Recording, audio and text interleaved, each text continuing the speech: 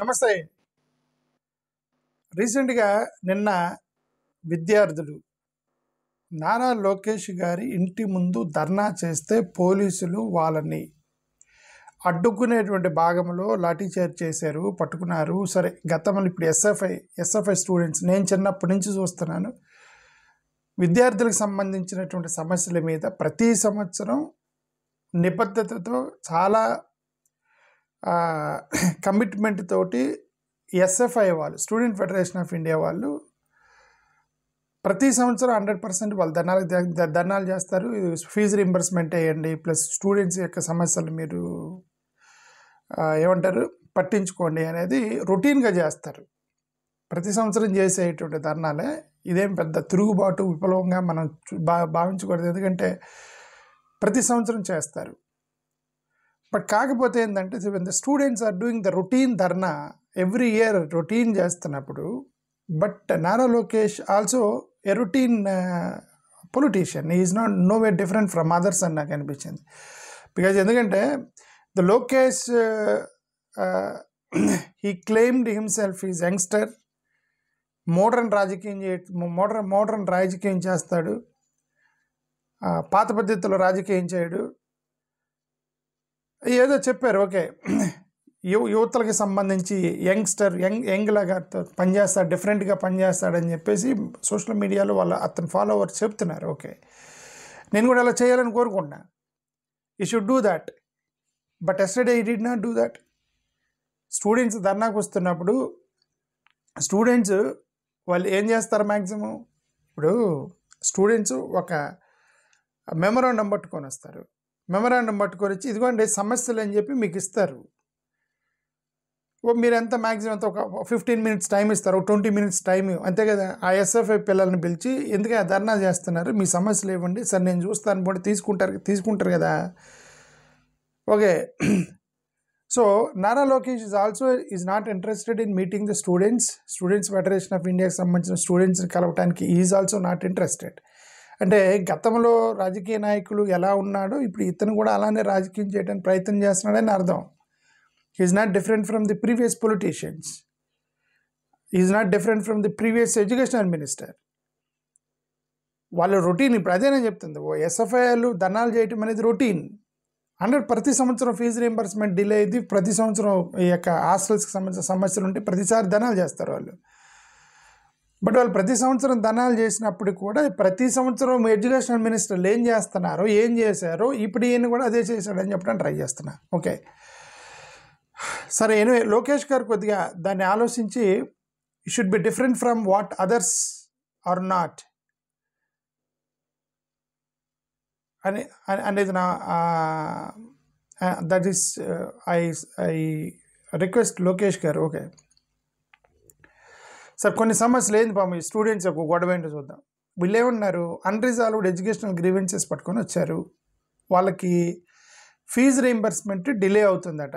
Fee reimbursement delay అయితే management వాళ్ళు కాలేజీలు గొడవ చేయాలి, మీకెందుకు స్టూడెంట్స్కి అని అంటానికి లేదంటే కాలేజీలు పిటింగ్ పెడుతున్నారు అక్కడ. ఏమని, ఫీజు రీంబర్స్మెంట్ రాలేదు కాబట్టి మీరు కట్టండి, వచ్చిన తర్వాత మీకు రిటర్న్ ఇస్తామని పిల్లలకి సర్టిఫికేట్లు ఇవ్వటం, హాల్ టికెట్లు ఇవ్వటం హింస పెడుతున్నారు. సో ఆబ్వియస్లీ ఫీజు రీంబర్స్మెంట్ అనేది there will be stress on the students because if governments delays the fee reimbursement or else వీళ్ళు చాలా స్ట్రిక్ట్గా కాలేజీలకి చెప్పాలి, మీకు ఫీజు రీంబర్స్మెంట్ అనేది మీరు గవర్నమెంట్ నుంచే తీసుకోవాలి, మీరు స్టూడెంట్స్ నుంచి తీసుకోకూడదు అని మీరు స్ట్రిక్ట్ చెప్తే అప్పుడు లోకేష్ గారి ఇంటి ముందు స్టూడెంట్స్ వచ్చి ధర్నా చేసేవాళ్ళు కాదు, మేనేజ్మెంట్ వాళ్ళు వచ్చి ధర్నా చేసేవాళ్ళు, మా ఫీజు రీంబర్స్మెంట్ ఇవ్వండి అని. మేనేజ్మెంట్ వాళ్ళు రాలా, స్టూడెంట్స్ వచ్చి ధర్నా చేస్తున్నారంటే అర్థం ఏంటి, మేనేజ్మెంట్ వాళ్ళు ఇవిగా గవర్నమెంట్ ఇస్తే ఇచ్చింది, లేకపోతే మీరు కట్టండి అని పిల్లల మీద ధర్నా చేస్తారు, ప్రెజర్ పెడుతున్నారు. They're pressurising the students if government doesn't pay the fees reimbursement, right? So education cost పెరుగుతుంది. వాళ్ళ యొక్క ఇంకొక ఆరోపణ ఏంది, ఎడ్యుకేషన్ కాస్ట్ పెరుగుతుంది, ఇన్ఫ్రాస్ట్రక్చర్ లేదు, ఇంక ఇన్ఫ్రాస్ట్రక్చర్ లేదు, యూనివర్సిటీలు బల్లలు లేవు, బెంచ్లు లేవు, చాక్ పీసులు లేవు అనేది ఇంకా అది ప్రతి సంవత్సరం ఉండేటువంటి గోల. అది ఎవ్రీ ఇయర్ ఎందుకుంటుంది అంటే కొద్దిగా స్కామ్ జరిగినా సరే ఏమైందంటే కొద్దిగా తగ్గిపోతాయి, మెటీరియల్ తగ్గిపోతాయి. ఆ స్కామ్ అనేది ఒక చిన్న క్లర్క్ దగ్గర నుంచి కూడా చేయొచ్చు, లేదంటే పర్చేసింగ్ మెటీరియల్ ఆర్డర్ దగ్గర, కమిషన్ల దగ్గర, ఏదో ఒకటి అండి. ఇప్పుడు something that why because the government release a fund for the colleges and universities every year, but still there is a lack of infrastructure in the colleges. It's a big issue. Okay, సరే ఇప్పుడు students అనేది privatisation of medical colleges ఒకటి, medical కాలేజెస్కి privatisation చేస్తున్నారు, లేదా వాళ్ళు letter ఇస్తారు, తీసుకోండి letter. అవును, వాళ్ళు చెప్పేది అదే కదా, మీరు రిజర్వేషన్స్ ఇవ్వాలి కదా. ప్రైవేటైజేషన్ ఆఫ్ మెడికల్ కాలేజెస్ అనేది అదొక issue, reservations is another issue. మీరు మీరు మీరు ఎవరి రిజర్వేషన్స్ వాళ్ళకి ఇవ్వాలి కదా. 108 G0 108 108 107 ఎత్తేస్తామని మీరే కదా చెప్పారు, వీళ్ళే కదా చెప్పారు.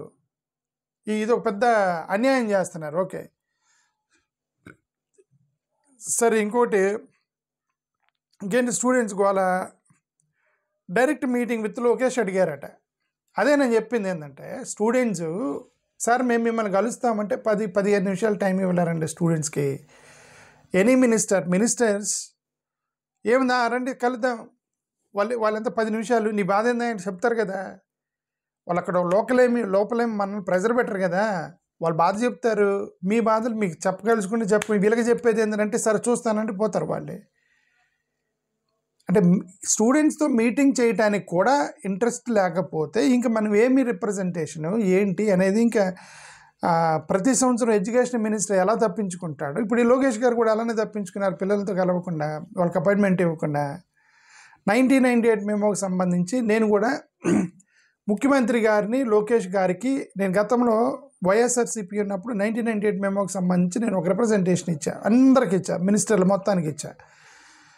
ఓకే, వాళ్ళకి రిప్రజెంటేషన్ ఇచ్చాను. ఇక్కడ లోకేష్ గారికి ఇప్పుడు వీళ్ళ గవర్నమెంట్, లోకేష్ గారికి చంద్రబాబు నాయుడు గారికి కూడా ఇవ్వాలి, లేదంటే అదర్వైజ్ వాళ్ళే. ఇప్పుడు ఏమైనా వైసీపీ గవర్నమెంట్ ఉన్నప్పుడు గొడవ చేసినావు, టీడీపీ గవర్నమెంట్ ఉన్నప్పుడు నువ్వు సైలెంట్గా ఉన్నావు అంటారు, 100% అంటారు. సరే వైసీపీ ఉన్నప్పుడు నేను కొద్దిగా ఫ్రీడమ్ తీసుకున్నాను, ఎందుకంటే అది మైనారిటీస్కి సంబంధించిన ఇష్యూ కాబట్టి సరే వాళ్ళు పాజిటివ్గా తీసుకుంటారులే అని చెప్పి అక్కడికి వెళ్ళి కూడా వాళ్ళు పాజిటివ్గానే తీసుకున్నారు. వాళ్ళు ఏం పెద్దగా హార్ష్గా రియాక్ట్ అవ్వలేదు, ఇది కరెక్టే, ఇది జెన్యూన్స్ ఆ ప్రాబ్లమ్ అని చెప్పి వాళ్ళు విన్నారు. చేసినా చేయకపోయినా they given appointment and they listen to me. Nara Lokesh గారికి సంబంధించి 98 మెమోకి సంబంధించి మీకు అపాయింట్మెంట్ కావాలి నారా లోకేష్ గారు అని చెప్పేసి,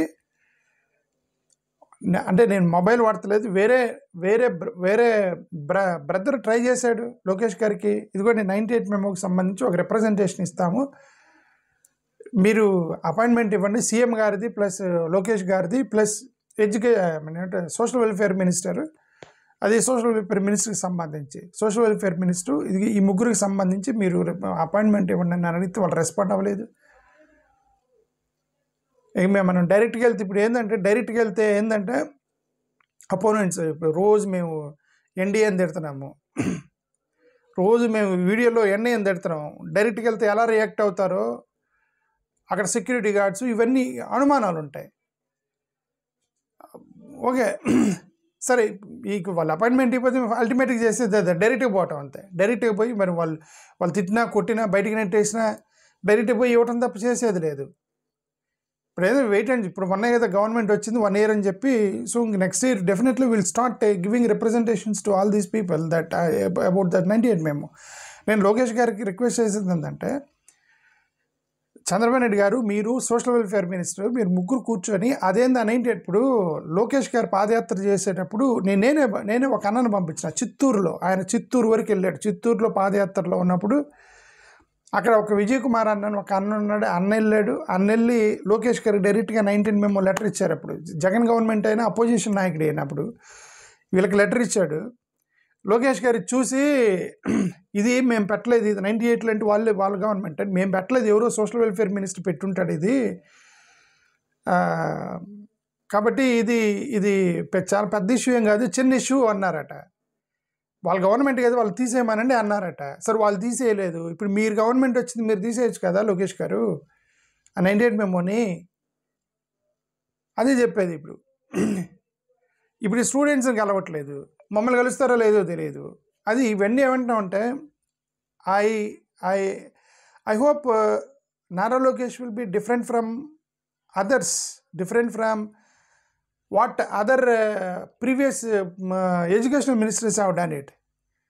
మీరు డిఫరెంట్గా ఉన్నాను, మీరు కూడా సేమ్ అయినప్పుడు there is no difference. That's what I wanted to say that. Education is a right education is a right, it's not a privilege. ఇది చాలామంది చెప్తున్నారు, ఇది education is fundamental right, it's not a privilege, that should be top priority. Students యొక్క voice, C we must listen to the voice of the students. వాళ్ళు ఎందుకు ధర్నా చేస్తున్నారు అనేది 100% మనం వాళ్ళ మాట వినాలి. యూత్ వెల్ఫేర్ అనేది టాప్ ప్రయారిటీ ఉండాలి. సో ఇమ్మీడియట్ రిఫార్మ్స్ తీసుకురండి. ఫస్ట్ వాళ్ళు ఏం చెప్తున్నారు వినండి. ఆ ఎస్ఎఫ్ఐ లెటర్లు తీసుకోండి, వాళ్ళకి అపాయింట్మెంట్ ఇవ్వండి. మా 98 మెమో కూడా స్టూడెంట్స్కి సంబంధించింది. క్యాస్ట్ సర్టిఫికేట్లు, ఎవరికి క్యాస్ట్ సర్టిఫికేట్లు? స్టూడెంట్స్, అన్ఎంప్లాయిడ్ యూత్, ప్రభుత్వ ఉద్యోగులు, వాళ్ళకే కదా. పల్లెటూరులో కూలి పని చేసుకున్న క్యాస్ట్ సర్టిఫికేట్ అవసరం లేదు కదా. సో మా ఇష్యూ కూడా స్టూడెంట్స్కి సంబంధించిన ఇష్యూ, 98 మెమో సంబంధించిన issue. So I request Lokesh గారు, మీకు మీ యొక్క పిఏలకి మన బ్రదర్ చాలా మెసేజ్లు పెట్టాడు. 98 మెమోకి సంబంధించి మేము వచ్చి కలుస్తామని, లెటర్ హ్యాండ్ ఓవర్ చేస్తామని సోషల్ వెల్ఫేర్ మినిస్టర్కి పెట్టారు, మీకు పెట్టారు, సీఎం గారి ఆఫీస్కి పెట్టారు, అక్కడ సోషల్ వెల్ఫేర్ డిపార్ట్మెంట్కి సంబంధించిన ప్రిన్సిపల్ సెక్రటరీకి, వీళ్ళందరికీ పెట్టారు. అదే మేము వైసీపీలో ఏం చేసాము, మళ్ళీ మొదటి నుంచి మొదలెట్టాలి. ఇది డిఫరెంట్ గవర్నమెంట్ ఇది. అప్పుడు ఏమేం చేసాము, ఇప్పుడు మళ్ళీ వీళ్ళు గవర్నమెంట్లో చేయాలి, తప్పదు. కాబట్టి మీరు అపాయింట్మెంట్స్ ఇవ్వండి, స్టూడెంట్స్ని కలవండి, మమ్మల్ని కూడా కలవండి. అది మేము చెప్పదలుచుకుంది. థ్యాంక్ యూ, నమస్కారం.